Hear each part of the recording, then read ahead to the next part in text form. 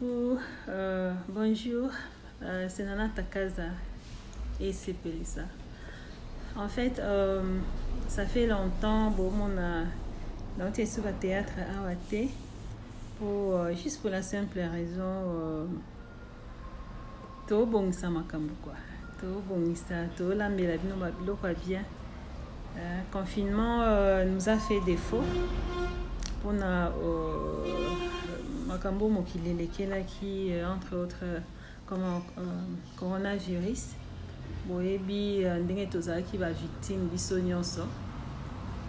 Mais c'est pour vous dire que nakanga maboko te souci nanga dans vision ya SPLSA il a toujours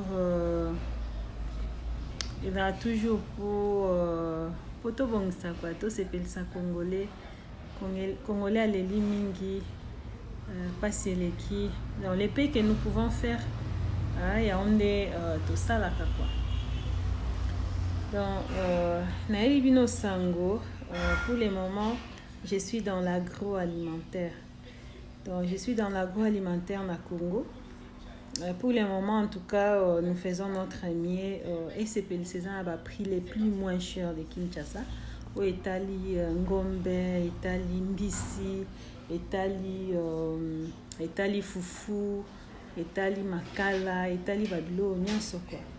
Donc c'est pour que Netibino bana poto boy ba pe ko sunga ba boti quoi. Boy ba sunga bandeko na Congo. Boy ba ko apporter point plus na mabuta na bino.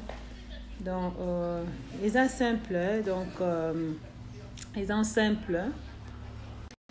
simples numéro ya WhatsApp ya on to publier dans une numéro en fait otini message na WhatsApp na biso to peso liste ya biloko tozana ngo pour le moment.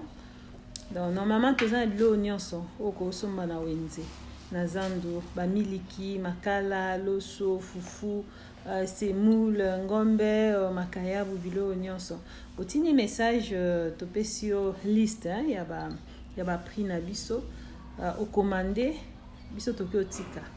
Donc paiement eza soit na livraison soit au sali biso virement bancaire soit au futi na Western Union ou bien comment MoneyGram quoi. Donc c'est ça. Tosunga Congo, apportons les changements que nous voulons pour le Congo. Bisous na lingi bino mingi, vous allez bien, toujours abonner. Bisous. Bye yo.